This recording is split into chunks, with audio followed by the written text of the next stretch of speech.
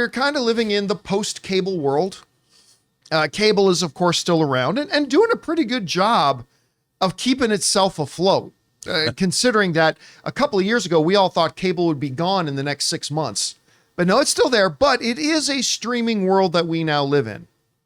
But that streaming world is getting more and more expensive, and the newest little province in the streaming landscape has just announced it is also increasing its prices as Peacock, the cock, is now getting higher, getting stronger.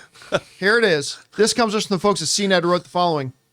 Beginning July 18th, new customers will pay for subscriptions $8 per month for Peacock Premium and $14 a month for Peacock Premium Plus. Both are $2 increases. Annual plans will see a significant bump from $60 per year to $80 per year for Premium, while Premium Plus will go up from $120 to $140 a year. The price hike will be implemented for existing subscribers starting on August 17th. By the way, can I bring this up? I bring this up with Apple, with Samsung too. These companies need to learn to understand the meaning of words. Premium means that's the premium.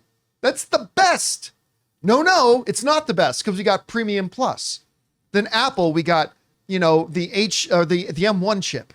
Then we got the M1 Pro. Then we've got the M1 Max, the maximum amount of M1 you can get.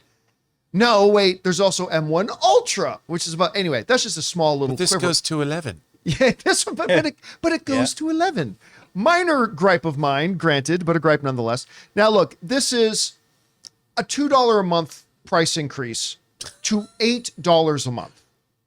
When you're talking about the network that is carrying some NFL games, that is going to be having the Olympics, that has The Office, that has Parks and Rec, and stuff like that, it's not $8 a month. And even for Premium Plus, $14 a month, that's less than 50 cents a day. It's not a terrible price, but the problem is it's not in a vacuum. Brought this up just on Google, so the information may think, but Netflix, $7 per month with ads, $15.50 per month for high def, and $23 a month for Netflix of 4K. Hulu, $8 per month with ads, $18 per month without ads. Amazon Prime Video, $15 per month with ads, $9 per month for a video-only subscription, and $139 per year. Of course, that gets you a lot of other stuff, right? That's the one thing about Amazon Prime. So I don't actually pay for Amazon Prime so I can get the video. I pay for Amazon Prime so I can get free deliveries. But I didn't realize they had a $9 video-only subscription, which is not bad. Apple TV, $10 per month. Disney Plus has gone up to $14 a month. Max, $10 per month, but that's a lower tier. Paramount and Peacock obviously have prices that are higher than that now.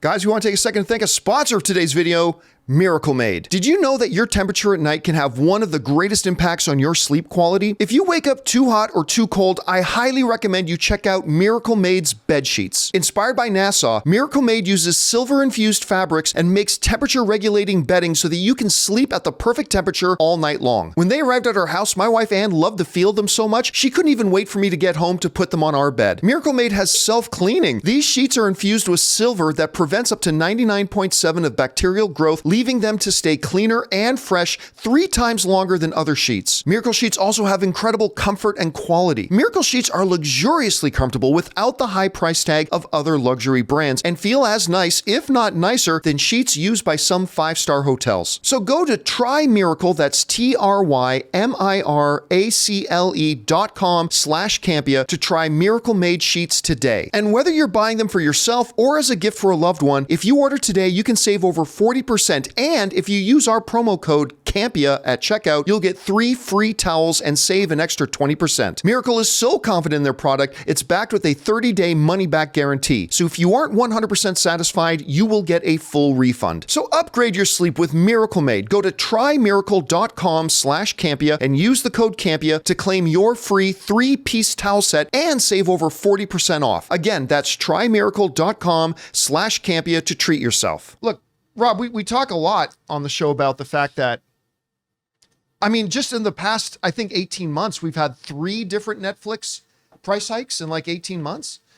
We've heard of price hikes across the board. I mean, we all knew when the streaming got started and the prices were so dirt cheap that they were going to go nowhere but up. But I don't even think somebody like me who said they were going to go up thought they would go up this fast. Now, with Peacock alone, it's $2 extra, whatever. What do you think about the Peacock price increase and what it does to the overall landscape of streaming? Well, John, you look at somebody like Netflix. They have like 230 million subscribers worldwide. And think about how much money they've made on their price increases over the last year in terms of their monthly subscription fees to all the people that subscribe. Billions and billions of dollars a month. And I think that while we look at these things incrementally, everything, because of inflation right now, you go anywhere, the price is rising. Like you said, it's not in a vacuum. It's not just streaming services, it's everything. Everything from food items to food and sundries, whatever. And I just wonder, how long does every company in the world think they can raise their prices before consumers suddenly are like, we don't have any more money? Yeah.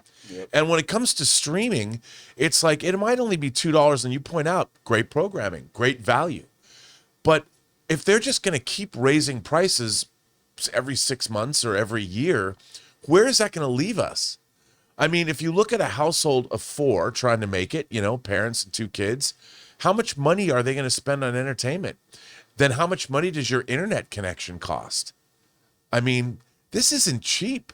And if you look at it on a monthly basis, it's quite substantial for the year.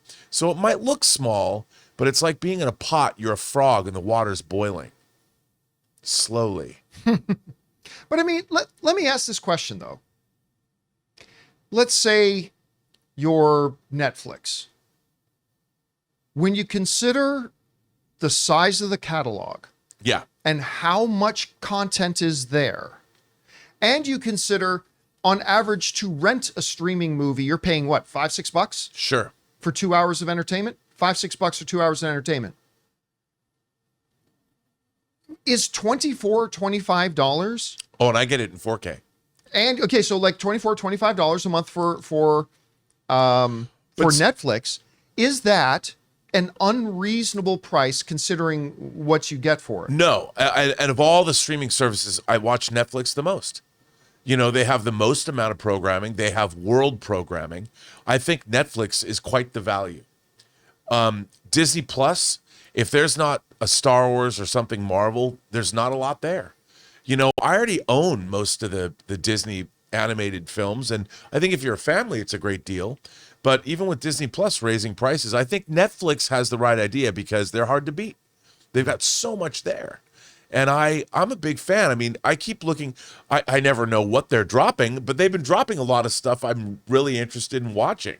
I mean, I came in last night and we were watching, Elizabeth was watching the O.J. Simpson documentary. And I sat down and got sucked right in. And there's so much good stuff to watch on Netflix, so it's a good value. But all this other stuff, I don't watch Peacock enough that, I mean, it's still only $8. See, I'm different just because I'm watching The Office and Parks and Rec all the time. Right. Well, I think that's a good point. Then it makes it valuable for you. Right. It depends on what is where, really. And I think that's the real thing is the diversity of storytelling, the diversity of programming that you get. And everybody's going to have things that they love, and that's where they're going to put their money. And Peacock is starting to house a lot of the sporting things like the NFL and Yeah. the Olympics. The problem with the Olympics when it's not here in the U.S. is sometimes, like, let's say a basketball game will be at 3 a.m. here. So Peacock, you could watch the replay there. That's where the value comes from when it comes to Olympics. You could watch any replay of a sport that you missed or you didn't know because the schedule is so huge.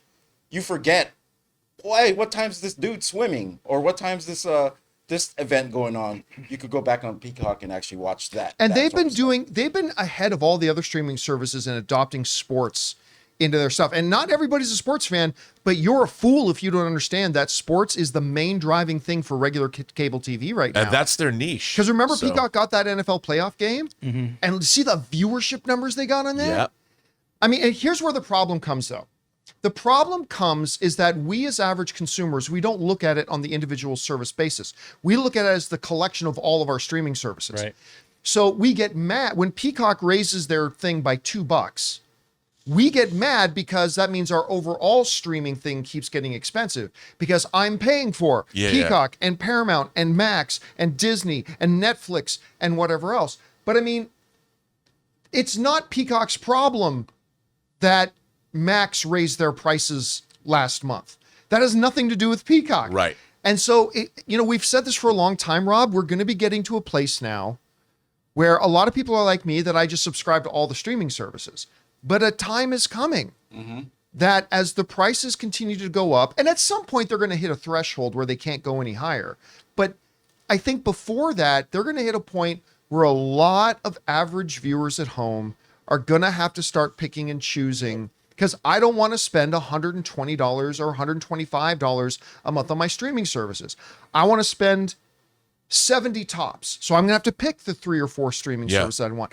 And I think we're not far away from that happening. Again, I don't blame the individual streamers because they're trying to make a profit. They're trying to make, and almost all of them are losing money. So they're trying to break even and make a profit. I get it.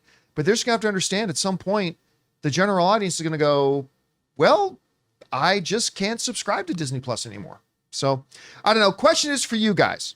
What do you think about this? Peacock's raised its prices by $2. Is that reasonable? But is it unreasonable in the light of all the streaming service we pay and all the price hikes we've seen? Whatever you guys think, jump down to the comments section below and let us know your thoughts. Hey guys, thanks so much for watching this video. Make sure you like the video, leave a comment, and subscribe to our channel. And don't forget, we have a daily podcast called the John Campea Show podcast, available on Apple Podcasts, Spotify, or your favorite podcasting app of choice. Go and subscribe to it today so it'll be there when you need it.